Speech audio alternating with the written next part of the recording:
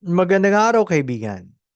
Sa episode nating ito, tatalakhayin natin ng isang kontrobersyal na paksa pero napakahalaga para sa ating lahat. Pag-usapan natin kung ang pagiging deboto, ito ba ay mabuti o masama?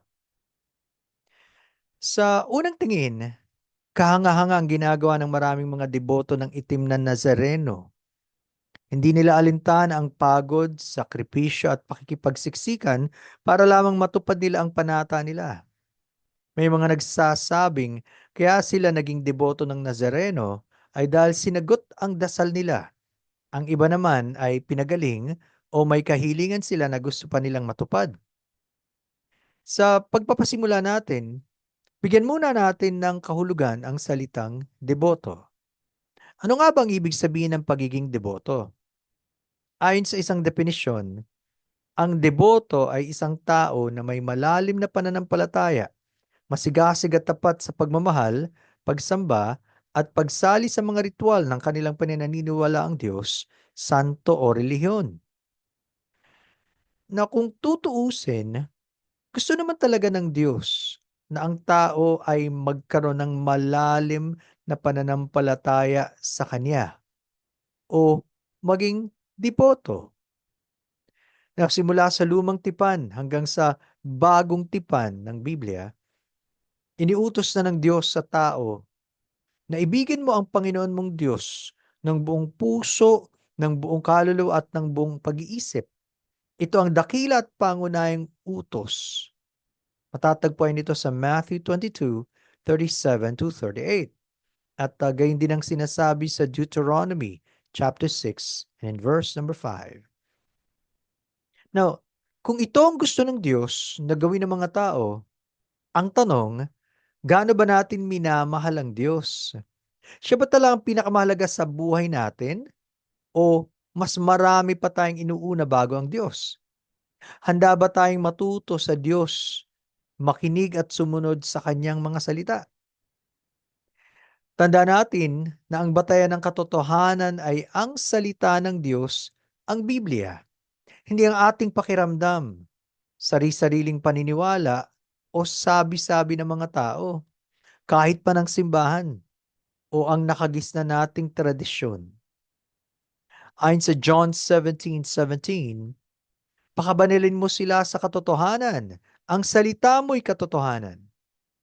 Kung ang salita ng Diyos ang katotohanan, dahil ang Diyos ay katotohanan, anumang lihis o taliwas dito ay hindi natin pwedeng ituring na totoo, kundi kasinungalingan lamang. Isa pa, batay sa karakter ng Diyos, siya ang dapat nating paniwalaan, hindi ang kung sino paman. Ayon sa Romans chapter 3 verse number 4, mananatiling tapat ang Diyos, maging sinungaling man ang lahat ng tao. Kapag may dalawang prinsipyong magkasalungat, halimbawa, may sinabi ang Diyos, pero iba naman ang sinasabi ng tao, maliwanag na ang Diyos at ang kanyang mga salita ang dapat nating paniwalaan dahil siya ay tapat at totoo, samantalang ang tao ay palaging nagkakamali at napakaposibleng magsinungaling.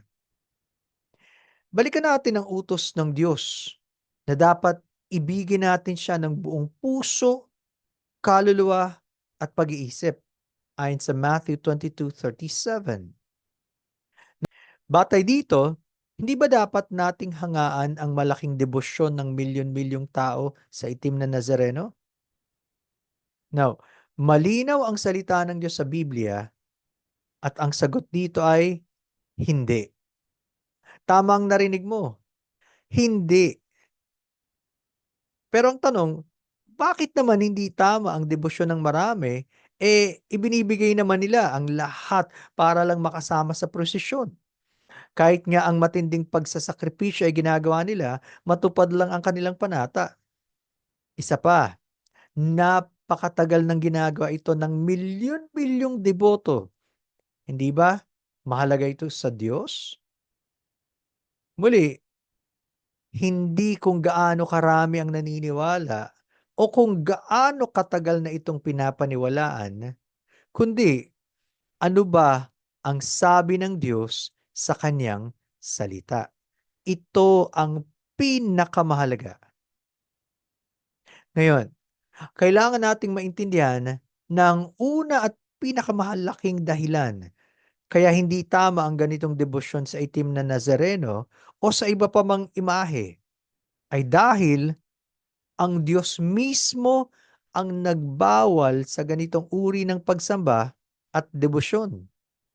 Ulitin natin, ang Diyos mismo ang nagbawal sa ganitong uri ng pagsamba at debosyon.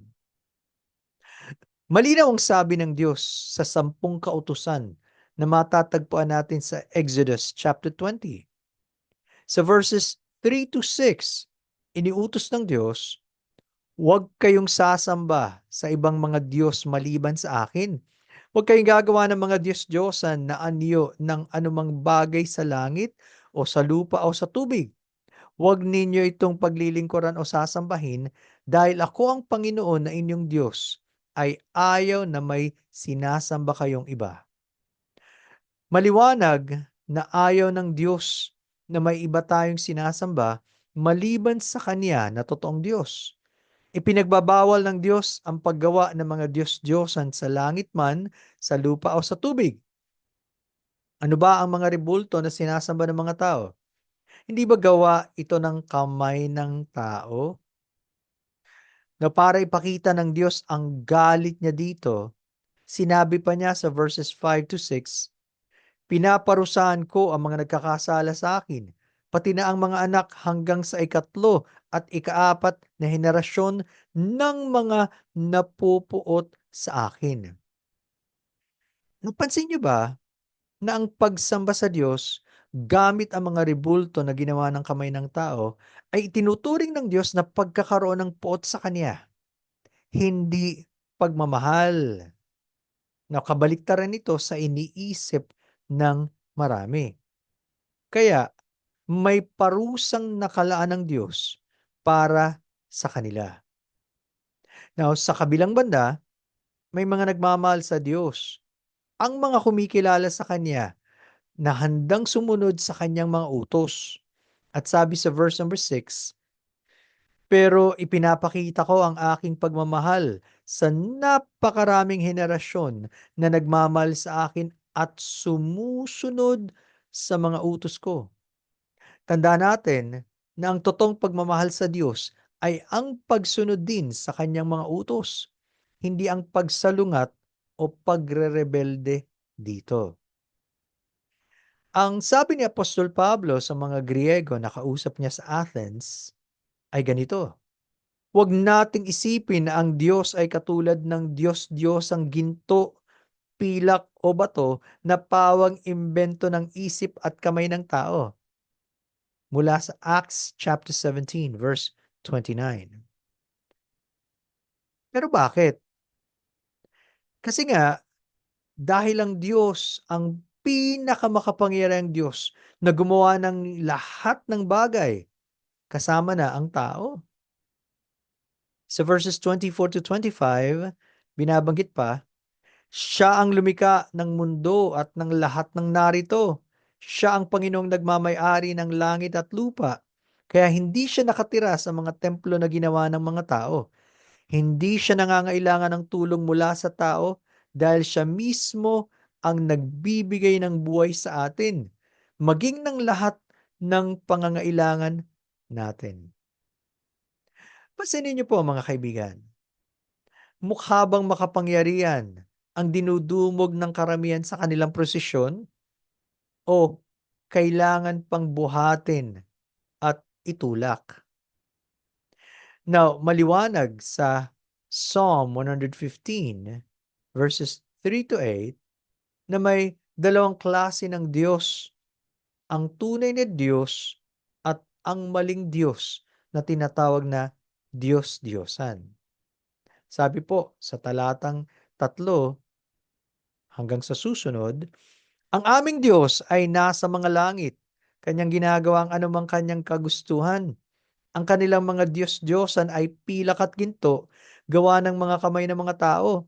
Sila'y may mga bibig, ngunit hindi nagsasalita. May mga mata, ngunit hindi sila nakakakita. Sila'y may mga tainga, ngunit hindi sila nakakarinig. May mga ilong, ngunit hindi sila nakakaamoy. Mayroon silang mga kamay, ngunit hindi sila nakakadama. May mga paa, ngunit hindi nakakalakad at hindi gumagawa ng tunog sa kanilang lalamunan.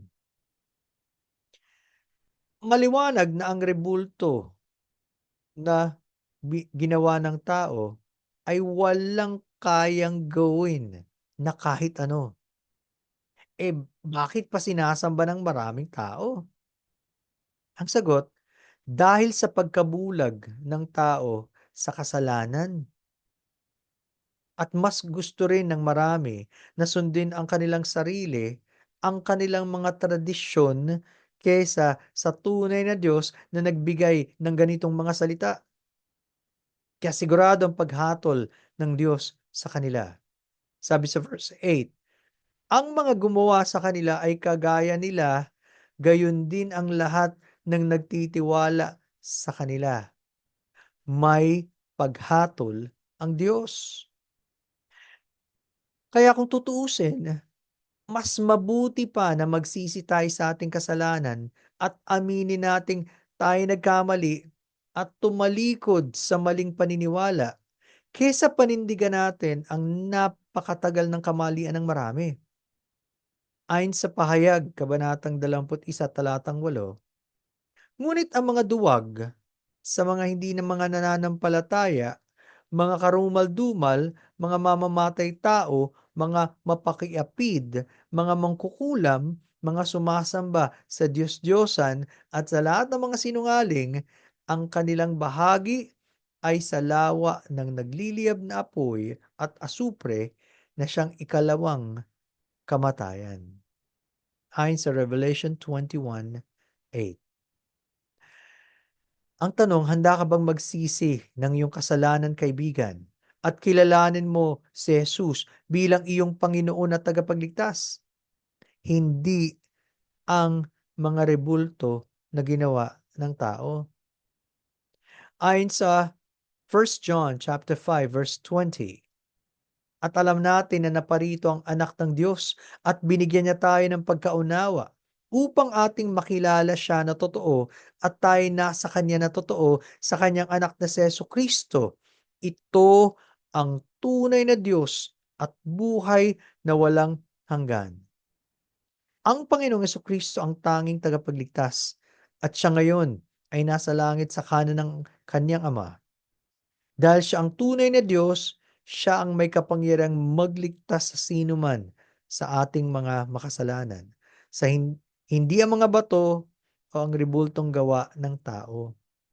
Lumapit ka sa Kanya ngayon sa pananalangin. Saan ka man naroon, kaibigan. Nais kitang ipanalangin. Panginoon naming Diyos, gabayan niyo po ang aming mga tagapakinig at tulungan niyo po ang napakaraming mga kababayan namin at ang iba't ibang mga tao na patuloy na naglalagak ng kanilang pananampalataya sa gawa ng tao. Pero panalangin ko, Panginoon, buksan niyo ang kanilang mga mata pang makita nila ang kanilang kasalanan at kami rin po na magsisi sa inyong harapan sapagkat kailangan namin kayo, aming Panginoong Jesucristo, bilang aming Panginoon at tagapagligtas. At tumawag pa kayo ng maraming tao na manunumbalik sa inyo at magkakaroon ng tunay na kaligtasan sapagkat tabilin namin ang lahat ng ito sa pangalan ng Panginoong Jesucristo. Amen. Kung kayo ay nagsisi sa harapan ng Diyos, kayo ay patatawarin ng Diyos at magkakaroon kayo ng buhay na walang hanggan. Pagpalain po tayo ng Diyos, mga kaibigan. Salamat po.